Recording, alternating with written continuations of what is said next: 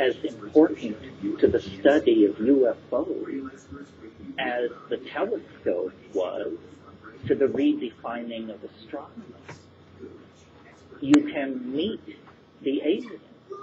You can meet the alien tomorrow night, if your connections are good enough. And you can meet the alien over and over and over again. You said this was what you wanted. Baby, it's on its way. It's being served. The anxiety that society feels about psychedelic drugs, and notice, psychedelic drugs do not cause addiction, ruin lives, or inspire people to rob banks, or any of that. Psychedelic drugs, nothing has ever been adduced against them except that they give you funny ideas. Well, I think this is a crowd familiar with being stigmatized for dealing in funny ideas.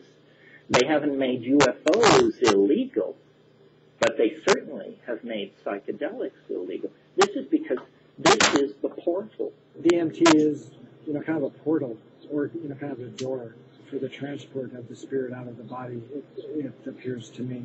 What this is literally like a portal to the afterlife. It allows you to sneak a peek over there and come back. It's mind-blowing. This is the portal. The secret is out. It isn't going to be a top-down revelation. It isn't going to come on McNeil Lehrer or the cover of Time. There will not be an announcement from the White House press office. Anybody who has that vision of how it works has completely given away their own power. You're not to be a consumer of the UFO. It is not for your amusement. It is for your transformation. And you can play the game of waiting with the uninitiated, or you can simply go look at the end of the movie. Shamans have been doing this for at least probably 100,000 years. And it's a process of opening to an experience, not an ideology. It's not an ideology. It's an experience. Now you need to just take it one vibratory level over and cut your teeth on what we've been putting up with for years, which is these alien entities that are so easily contacted and dealt with through the intercession of the psilocybin and DMT family of compounds. I want to describe my DMT experience just to let you know how alien it is, and then we can discuss this a little. DMT, which is a near relative of psilocybin, psilocybin I mentioned, 4-phosphoroxy-NN-DMT. Now I want to talk about NN-DMT.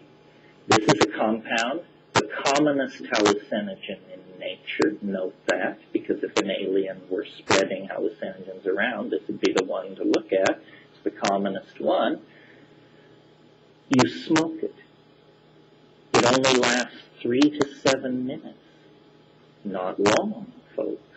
Anybody can invest 3 to 7 minutes, I would think, in an experiment which might alter your complete ontology. What happens when you smoke DMT? There is a mandalic pattern which forms, which is identifiable as what pharmacologists call preliminary hypnagogia. It just simply means that the brain-mind system is saying, yes, exotic indels are arriving at the synaptic receptors in unexpected numbers. Yes, we are monitoring this situation. Yes, yes, yes. Okay. That goes on for about 30 seconds, and then you are propelled through it into a place. A place, not a state of mind, a place. You are instantly plunged into an environment of elf intelligence, self-transforming machine elves. They are not cheerfully portrayed and suitable material for T-shirts and coffee mugs. They are self-transforming jeweled basketball-like things. It's not clear they are made of matter. They are made of light. 20 seconds before, you were in an apartment somewhere with your scuzzy friends doing drugs. Now that's gone. And you are in this place being confronted by these entities. And one of the things they do that's quite disconcerting is they come jumping up or dribbling up to you, and then they will sort of vibrate in place, then they jump into your chest, then they jump back out. But the main thing is they are doing something. They use a language which you can see. They can condense meaning before your very eyes. For them, syntax is not acoustical rules, it's pictorial rules. And they are doing this. They will scramble forward, elbowing each other, jumping up and down, very excited, and they say, look at this, look at this. And they pull objects, sing objects into existence and show them to you. And as your attention goes into these things, the emotion is indescribable. These objects are made of gold, ivory, smaragdine, chalcedony, beryllium, terbium, flesh, gold, blood, heat, tears, and it's all changing, morphing as you look at it. And as you look at this, you have, without an iota of doubt, the conviction, if I could bring this thing across, it would end human history.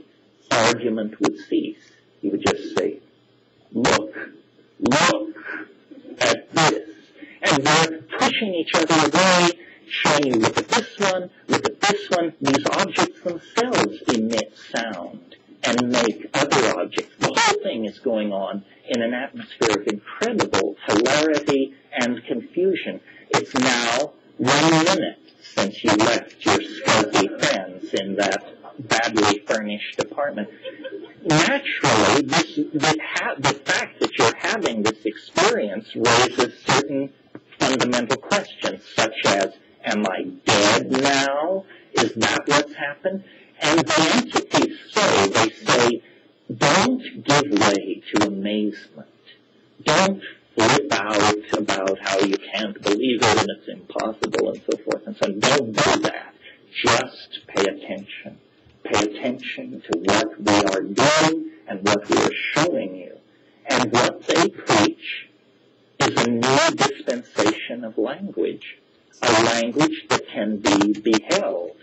And as you sit there, you feel like a bubble form in your stomach and begin to make its way to your mouth. And when it comes out as a kind of a glossolalia, you discover that in that space, you too can make jeweled objects with spinning interiors and reflexively rotating sub-themes and so forth and so on. So what seems to be being preached in the DMT encounter is the ontological transformation into a telepathic mode. Now, you may have thought telepathy was you hearing somebody else think. Apparently, that's not what telepathy is. Telepathy is you seeing what somebody else means.